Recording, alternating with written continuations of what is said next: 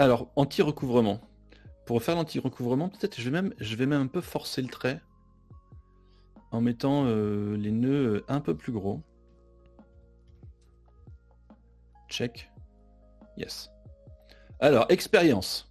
Je vais d'abord randomiser mon réseau. Donc pour ça, je passe ici en random layout. Je vais lui donner quand même un peu de place, je sais pas. 1000. Voilà.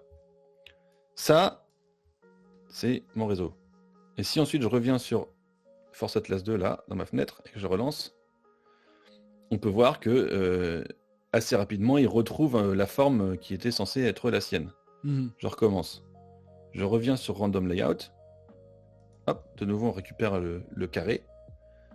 Je reviens maintenant sur Force Atlas 2. Alors, je précise juste que là, vous ne voyez pas quand je déplie le petit menu déroulant à cause du mode de capture là. Mais bon, il y a bien un petit menu qui déroule. Je vais aller là-dedans et je vais cette fois-ci cocher là mon GFI en anglais. Mais overlap. Exactement. Si vous l'avez votre GFI en français, ça va être écrit autre chose. Alors, prévention. J'en profite parce que je le vois. Should not be used with approximate repulsion. Je m'en sers tout le temps avec l'approximate repulsion. Est-ce que c'est grave, docteur? Non, c'est pas grave. Merci. Ce commentaire-là, c'est probablement moi qui l'ai fait rajouter. Je pense que ça date d'un temps où on n'avait pas des réseaux aussi monstrueux qu'on a maintenant. Et ça interagit pas très bien, mais quand tu as un trop gros réseau, tu n'as pas le choix. Donc, non, ça marche. Ok. Alors, voyons ce que ça donne. Non, je vais lancer Force Atlas 2. Déjà, c'est beaucoup plus lent. Et c'est beaucoup plus lent. Et alors, on voit qu'au milieu, il est complètement... En fait, il est littéralement constipé. Les nœuds n'arrivent pas à passer les uns. C'est tout bouché.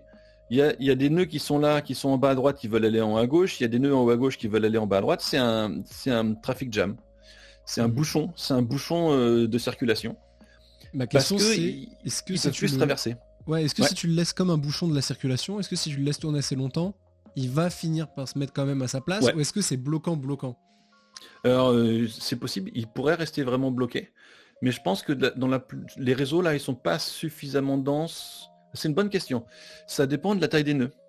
D'ailleurs, si tu vas voir que si je mets les nœuds plus petits, donc une façon de le débloquer, c'est de mettre les nœuds plus petits. Tu vas voir. Parce qu'ils vont pouvoir... Et là, ils vont plus facilement se traverser et ça va aider.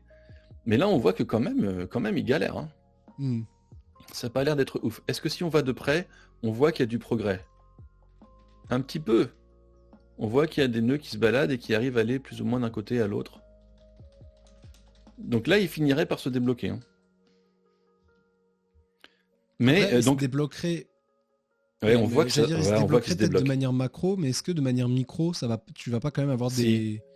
Ouais, non, justement, en fait, le problème, il est plutôt macro. Okay. Et on voit qu'il est en train de se déboucher, là, maintenant, c'est gagné. Maintenant qu'il a commencé à se déboucher comme ça va passer. Le traffic jam est en train de se défaire, et juste ça y est, ça va passer. Il faut le laisser tourner, quoi. Exactement, mais c'est parce que j'ai baissé un peu la taille des nœuds. Il faut le laisser tourner, et puis il va finir par y arriver. Même si on pourrait imaginer des situations où les nœuds sont tellement gros que ça y arrivera pas du tout. Donc, et si je décoche, tu vas voir que là, il va d'un coup, hop, les nœuds vont pouvoir se retraverser de nouveau, et ça va atteindre plus facilement. Ah bon, il était déjà quasiment bien. Donc je refais, hein, je remontre random, sans l'anti-recouvrement, donc ça va vite. Je reviens sur random, je remets Force Atlas 2, même settings, mais simplement j'active l'anti-recouvrement, et de nouveau, il galère. Voilà. Si d'un coup tu lâches le recouvrement, il va se débloquer d'un coup. Tout ça, c'est parce que l'anti-recouvrement met une contrainte trop forte sur les nœuds.